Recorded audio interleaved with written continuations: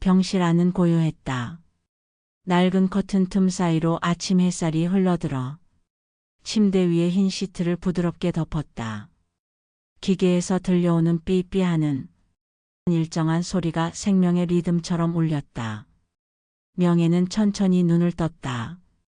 아직 수술 부위가 욱신거렸지만 그보다 더 깊은 곳에서 묵직한 피로감이 몰려왔다. 짧은 숨을 내쉬며 천장을 올려다본다. 천장은 희고 깨끗했지만 그 안에서 명예는 지난 세월의 그림자를 보았다. 젊은 시절 아이 셋을 낳아 키우며 정신없이 살던 날들. 공장 앞에서 도시락 들고 서 있던 날들. 비 오는 날 빨래를 걷으며 혼자 울던 날들. 그때 병실 문이 열리고 아들이 들어왔다. 엄마 괜찮아요? 어제 수술 잘 되었대요. 아들은 억지로 웃으며 어머니의 손을 잡았다. 괜찮다 뭐. 너희 아버지는? 집에 계시죠? 어제는 늦게 주무셨나 봐요. 명예는 잠시 눈을 감았다. 머릿속에서 남편 창태의 모습이 스쳤다. 무뚝뚝하게 밥상 앞에 앉아있는 모습이 떠올랐다. 잘 좀 챙겨라. 나 여기 있는 동안 내 아버지 허전하실 거다. 알았어요, 엄마. 걱정 마세요. 아들이 나가고 병실이 다시 조용해졌다. 창 밖에서는 병원 정원을 산책하는 사람들의 소리가 들려왔다. 명예는 천천히 손을 들어 자신의 얼굴을 만졌다. 살짝 젖은 눈가가 느껴졌다. 왜 이렇게 마음이 허전할까? 몸은 수술로 아프지만 가슴은 그보다 더 큰 빈자리가 남은 것 같았다. 그때 침대 옆 탁자 위에 놓인 휴대폰이 작게 진동했다. 엄마. 전화기 너머로 딸의 울먹이는 목소리가 들려왔다. 명예는 깜짝 놀라 몸을 일으키려다 통증에 얼굴을 찡그렸다. 왜 울어? 나 괜찮다니까. 엄마 나 말해야 할 게 있어. 딸은 한참을 울더니 마침내 조심스럽게 입을 열었다. 아버지가. 전화기 너머로 딸의 목소리가 떨렸다. 그리고 이어진 말은 명예의 가슴을 송곳처럼 찔렀다. 아버지가 30년 동안 다른 여자가 있었대요. 그 사람 아버지 회사 경리였대요. 엄마 근데 다들 알고 있었대. 이웃들도 친척들도. 그 아줌마 남편 죽고 회사 그만둔 뒤부터 아버지랑 같이 살고 있었대. 엄마 병원 오신 날도 아버지 거기 갔었대. 병실 공기가 얼어붙었다. 명예는 말이 나오지 않았다. 숨이 턱 막히는데 심장은 빠르게 뛰었다. 전화기 너머에서 딸은 계속 울고 있었다. 엄마 어떻게 엄마 아프신데 이런 말 해서. 명예는 오랫동안 입을 다물고 있다가 겨우 말했다. 그래 알았다. 울지 마라. 끊자. 귀에서 병실 기계 소리가 멀어지고 세상이 조용해졌다. 그냥 천장을 멍하니 바라보았다. 어쩐지 오래전부터 느껴온 낯선 기운. 늦게 들어오던 밤들 이유 없이 화내던 날들. 모든 것이 하나로 이어지며 퍼즐처럼 맞춰졌다. 휴대폰을 쥐고 있던 명예의 덜덜 손끝이 떨렸다. 30년을 내가 뭐로 알고 살았던 거냐. 눈앞에서 지난 세월이 주마등처럼 스쳤다. 젊었을 때 남편을 믿고 아이 셋을 키웠던 날들. 농사 짓고 시장에 나가 쌀 팔고 남편 도시락까지 챙겨 보냈던 날들. 밤늦게 돌아온 남편에게 잔소리 한 번 안 하고 밥상을 차려주던 자신. 그 모든 순간들이 한순간에 무너져 내렸다. 밤이 깊어가자 병실은 더욱 고요해졌다. 작은 스탠드 불빛이 혼자 남은 명예의 얼굴을 비추었다. 명예는 잠을 들 수가 없었다. 그녀는 이불을 턱까지 끌어올리고 두 손을 꼭 잡았다. 머릿속에서 수십 가지 생각이 꼬리를 물었다. 명예는 눈을 감은 채 누워 있었다. 마치 잠든 듯 보였지만 머릿속은 조금도 쉬지 않았다. 30년. 그 말이 또다시 떠올랐다. 그때부터였나? 아이들 초등학교 다니던 시절. 남편이 갑자기 야근이 많아졌다. 그때는 IMF도 아니었고 회사도 한창 잘 나갈 때였다. 그 시절의 기억이 파노라마처럼 펼쳐졌다. 남편이 출장 가서 며칠씩 집을 비웠던 날들, 어쩐지 향수 냄새가 묻어 있었던 양복. 갑자기 늘어난 월급 봉투의 구멍. 명혜는 그때마다 이상하다고 생각했지만 남자들은 다 그렇다는 친정엄마 말에 스스로를 달랬었다. 내가 그때 눈치챘어야 했나 아니야. 나도 알았을 거야. 알면서 그냥 모른 척하고 살았지. 아이들 키워야 하니까 싸우기 싫으니까. 명혜는 한숨을 내쉬었다. 그 한숨에는 억울함, 분노 그리고 후회가 섞여 있었다. 격리라니. 명혜는 입술을 깨물었다. 회사의 격리, 늘 회계장부를 들여다보던 여자. 명절 때 가끔 회사로 명절 선물 가져가면 사무실에서 웃으면서 인사하던 그 여자. 그때 그 웃음이 그렇게 뻔뻔한 것이었나. 저도 모르게 눈물이 계속 흘렀다. 흐르는 눈물만큼 분노가 커졌다. 명혜는 이불을 걷어차고 몸을 일으켰다. 수술 부위가 당겨 통증이 왔지만 참았다. 병실의 차가운 공기 속에서 명혜의 눈빛은 어느새 싸늘하게 변해 있었다. 밖에서는 새벽이 밝아오고 있었다. 눈물이 다시 솟았다. 하지만 이번에는 울지 않았다. 눈물을 삼키고 차갑게 중얼거렸다. 좋다. 너희 둘 두고 보자. 내가 그냥은 안 넘어가. 내 눈앞에서 무릎 꿇게 만들 거야. 손톱이 이불을 파고들 정도로 꽉 쥐었다. 그 순간 명혜의 눈빛은 날카롭게 빛났다. 그건 처음으로 보여준 투쟁하는 눈빛이었다. 새벽 햇살이 병실 커튼 사이로 스며들었다. 간호사가 회진을 돌며 병실 문을 열었다가 명혜의 눈빛을 보고 잠시 멈칫했다.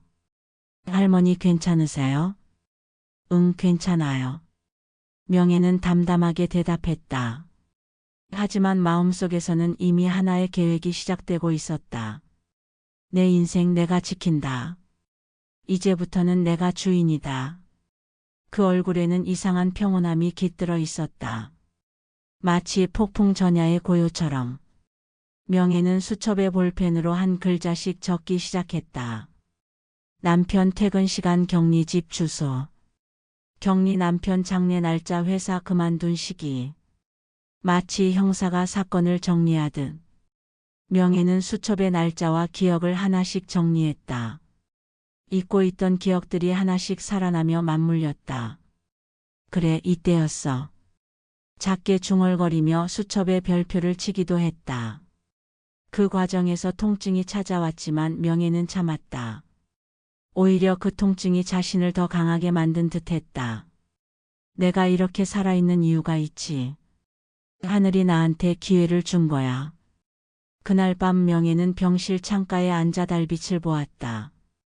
병원 밖은 고요했고 멀리 시내 불빛이 깜빡였다. 내 인생 이제 내가 다시 쥔다. 누구도 내 인생 함부로 못 건드려. 그 목소리는 낮았지만 결심은 단단했다. 마치 오래전 전쟁터에 나가기 전 무장을 끝낸 전사 같았다. 명혜는 환자복 대신 집에서 가져온 편한 옷을 입고 있었다. 수술 부위는 아직 불편했지만 표정은 단단했다. 퇴원 수속을 밟으며 마음속으로 되뇌었다. 이제 시작이다. 아들은 차로 병원 앞까지 마중을 나왔다. 엄마 집에 가서 푹 쉬세요. 며칠은 절대 무리하지 말고요. 알았다. 너 먼저 가라. 왜? 같이 들어가야죠. 됐다. 나 혼자 들어간다. 너 회사 다시 가야지. 아들은 의아했지만 더 묻지 않았다. 명혜는 천천히 걸어서 집에 들어섰다. 거실은 여전히 깔끔했지만 이상하게 낯설었다. 식탁 위에는 창태가 먹다 남긴 소주가 놓여 있었다. 명혜는 잔을 들어 싱크대에 쏟아버렸다. 그날 저녁 명혜는 아무 말 없이 앉아 밥을 먹었다. 창태는 어색한 기침을 했다. 몸은 좀 어때? 명혜는 대답하지 않았다. 그날 이후 식탁은 조용해졌다. 명혜는 다음 날부터 하나씩 움직이기 시작했다. 첫 번째로 찾은 곳은 오래 알고 지낸 이웃집 경이었다. 경이는 오랫동안 동네 소식을 빠삭히 아는 사람이었다. 아이고, 수술 잘 됐다니 다행이에요. 응. 그런데 말 좀 해줘. 우리 영감. 혹시 회사 그만둔 경리하고 가깝다던 소리 들었어? 경이는 잠시 머뭇거리더니 한숨을 쉬었다. 어머, 언니 이제 아셨어요? 다들 말 못했지. 그 여자 남편 죽고 나서 바로 이사 갔잖아요. 근데 그 집에 영감님 차가 가끔 서 있더라고. 동네 사람들 다 봤어요. 명혜는 눈을 감았다가 떴다. 그 집 어디로 갔어? 경이는 주소를 알려주었다. 집으로 돌아온 명혜는 조용히 수첩에 그 주소를 적었다. 그리고 다음 날 모자를 푹 눌러 쓰고 버스를 타고 그 동네로 갔다. 그 집은 조용한 골목에 있었다. 낡았지만 잘 손질된 마당, 깔끔하게 걸린 커튼. 명혜는 골목 모퉁이에 서서 한참을 바라봤다. 그때 대문이 열리고 혜정이 나왔다. 머리에 파마를 하고 쇼핑백을 들고 있었다. 명혜는 몸을 숨겼다. 심장이 쿵쾅거렸다. 그래, 저 얼굴 맞다. 내가 명절마다 명절 선물 줄 때 웃던 그 얼굴. 혜정은 휴대폰으로 통화를 하며 웃었다. 멀리서 들려오는 그 웃음소리가 명혜의 귀를 파고들었다. 그 웃음에 30년의 세월이 짓밟힌 것 같았다. 집으로 돌아온 명혜는 다시 수첩을 펼쳤다. 남편이 출장 갔다던 날짜, 회사 회식이라던 날, 그리고 아이들 생일에 늦게 들어온 날까지 하나씩 적었다. 맞춰보니 이상하게도 일정이 겹쳤다. 그래, 이때였어. 명혜는 날짜 옆에 크게 동그라미를 쳤다. 그날 밤 명혜는 다시 창태와 식탁에 마주 앉았다. 창태는 숟가락을 들다가 명혜의 눈빛을 보고 멈췄다. 그 눈빛은 예전 같지 않았다. 왜 그렇게 봐? 아무것도 아니야. 밥이나 먹어. 하지만 창태는 알았다. 아무것도 아닌 눈빛이 아니라는 걸. 명혜는 그날부터 조금씩 자신을 단련했다. 아침마다 일찍 일어나 산책을 하고 약을 챙기고 몸을 회복했다. 동네 사람들과 수군거리며 소문을 더 모았다. 혜정과 창태가 요즘 무슨 일을 하는지, 누구랑 어울리는지, 어디 다니는지. 모든 정보가 모아질수록 명혜의 마음은 차분해졌다. 이제 화를 내지 않았다. 오히려 조용히 미소를 지었다. 좋아, 거의 다 됐어. 이제 판을 깔아야지. 그 미소는 따뜻하지 않았다. 날카롭고 차가운 미소였다. 이제 폭풍은 곧 몰아칠 참이었다. 며칠 전 명혜는 혜정에게 전화를 걸었다. 내일 저녁 우리 집으로 와요. 수화기 너머에서 낮게 웃는 혜정 목소리가 들렸다. 어머, 사모님 몸은 괜찮으세요? 이렇게 갑자기요? 응, 나 퇴원하고 밥 한 끼 대접하고 싶으니까. 꼭 와요. 짧고 단호했다. 혜정이 오기로 한 날 저녁 거실 공기는 숨막히게 무거웠다. 명혜는 깨끗한 옷으로 갈아입고 식탁 위에 차를 준비해 두었다. 창태가 들어오자 눈길 한번 주지 않았다. 그때 초인종이 울렸다. 혜정이 들어왔다. 순간 창태의 얼굴이 굳었다. 여기 앉아요. 명혜가 조용히 말했다. 혜정은 잠시 망설이다가 식탁 맞은편에 앉았다. 세 사람은 말없이 마주 앉았다. 명혜가 먼저 입을 열었다. 30년. 내가 바보처럼 살았어. 그 말에 창태가 움찔했다. 뭐 무슨 소리야. 명혜는 창태를 똑바로 바라보았다. 다 알아. 너희 둘이 무슨 관계였는지. 거실에 정적이 흘렀다. 혜정이 입술을 깨물었다. 사모님, 저는. 입 다물어. 내 변명 듣고 싶지 않아. 창태가 목소리를 높였다. 여보, 그만해. 무슨 오해를 하고 이러는 거야. 오해? 명예는 비웃었다. 지금도 이 여자 집 드나드는 거 모를 줄 알아? 창태는 할 말을 잃었다. 혜정이 눈시울을 붉혔다. 사장님과 저 사랑했어요. 그 순간 명예의 손이 탁자 위를 쾅 내리쳤다. 사랑. 사랑이라고 부르면 다 용서돼? 목소리가 낮고 단단했다. 내가 너희 때문에 속고 산 세월이 얼만데. 내 청춘, 내 고생, 내 눈물은 뭐였어? 명예가 최후 통첩을 했다. 선택해. 지금 여기서. 나냐, 저 여자야. 창태는 어이없어 하며 명예를 나무랬다. 이 여편 내가 미쳤나? 갑자기 왜 이래? 혜정아, 가자. 창태가 혜정의 손을 잡고 나가버렸다. 명예는 손이 떨렸고 숨이 멎는 것 같았다. 명예는 한참 동안 말없이 앉아 있었다. 그녀는 휴대폰을 열어 아들에게 전화를 걸었다. 엄마, 괜찮으세요? 괜찮다. 내일 시간 있으면 변호사 사무실 좀 같이 가자. 변호사요? 응. 정리할 것이 있어. 아들은 잠시 말을 잃었다. 엄마 혹시. 걱정 마라. 내가 내 삶 정리하는 거다. 너희 아버지는 내가 알아서 할 테니 신경 쓰지 마라.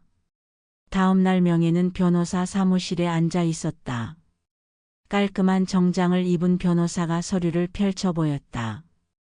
변호사는 진지한 표정으로 말했다. 할머니, 증거 충분합니다. 장기간의 부정행위, 할아버지와 격리분과의 관계 입증할 자료도 확보됐고요. 이 정도면 상간녀로 위자료 청구 가능해요. 명예는 서류를 한 장씩 넘겨보았다. 사진, 문자, 목격자 진술서. 손끝이 떨렸지만 눈빛은 흔들리지 않았다. 합의는 생각 안 합니다. 변호사가 고개를 끄덕였다. 좋습니다. 그럼 소장을 접수하겠습니다. 며칠 뒤 정식으로 소장이 접수되고 판결이 나왔다. 혜정은 위자료를 물어야 했고 주변 사람들 사이에서 평판이 완전히 무너졌다. 명예는 창태와도 이혼했다. 창태는 재산을 주지 않으려고 이혼을 거부했지만 혜정과의 관계로 유책 배우자가 되어 이혼할 수밖에 없었다. 법정을 나서며 변호사가 할머니에게 말했다. 축하드립니다. 힘든 싸움이었지만 이겼습니다. 명예는 길게 숨을 내쉬었다. 내가 나를 지킨 거죠. 이제 끝입니다. 마음속에서 오래된 매듭이 풀리는 느낌이 들었다. 다음 날 아침 집안은 낯설 만큼 조용했다. 창태는 혜정과 함께 나간 이후로 오지 않았다. 명예는 혼자 식탁에 앉아 차를 마시며 마당에 핀 꽃을 바라봤다. 은은한 차향이 꽃잎이 되어 어깨에 내려앉았다. 이제야 내 계절이 왔다. 명예의 눈에는 눈물이 아닌 평온한 빛만이 있었다. 다음 날부터 명예는 매일 다시 새벽 산책을 나갔다. 아침 공기 속에서 깊게 숨을 들이마셨다. 몸이 점점 회복되고 걸음걸이에도 힘이 넘쳤다. 동네 친구들에게 전화를 걸어 오랜만에 점심 약속도 잡았다. 언니 얼굴 좋아졌네. 그래? 나 이제 좀 살 것 같아. 웃으며 이야기 나누는 명예의 모습은 병원 침대에 누워 눈물 흘리던 그날과는 달랐다. 주민센터 문화강좌에도 등록했다. 수채화 그리기, 꽃꽂이, 심지어 스마트폰 배우기까지. 계절이 한번 바뀌었다. 마당에는 봄꽃이 피어 있었다. 명예는 마당에서 작은 모종삽을 들고 꽃을 심고 있었다. 햇살이 얼굴에 부드럽게 내려앉았다. 명예는 더 이상 환자가 아니었다. 살이 다시 오르고 얼굴에는 혈색이 돌았다. 눈빛은 여전히 차분했지만 더 단단해졌다. 간만에 아들 내외가 와서 저녁 식탁에 함께 앉았다. 손주들이 이리저리 뛰어다니며 시끄럽게 굴었다. 명예는 그 모습을 보며 흐뭇하게 미소 지었다. 아들이 조심스럽게 말했다. 아버지 아프시다네요. 그분과도 사이가 소원해졌나 봐요. 수술하신다고 가족동이 필요하다고 연락 왔어요. 명혜는 더 이상 아무런 감정이 남아있지 않았다. 나는 이제 상관없는 남이야. 그래도 너한테는 아버지니까 수술하고 퇴원하면 있는 재산 정리하고 요양원이라도 보내드려라. 니네가 자식이라고 고생이네. 알겠어요, 엄마. 더 이상 엄마 힘들지 않으면 그걸로 저희도 만족해요. 다음 날 아침 명혜는 마당에 앉아 꽃에 물을 주었다. 명혜는 하늘을 올려다보며 혼잣말을 했다. 이제 됐다. 내 인생은 내가 지킨다. 그 얼굴에는 미소가 번졌다. 그 미소는 병실에서 눈물 흘리던 그날과 달랐다. 이제는 주인이 된 사람의 미소였다. 그리고 그 순간 바람이 살짝 불어와 꽃잎 하나가 명혜의 어깨 위에 내려앉았다. 명혜는 그 꽃잎을 조심히 손으로 집어들었다. 그래, 이제 내 봄이 왔구나. 구독, 좋아요, 알림 설정 부탁드립니다.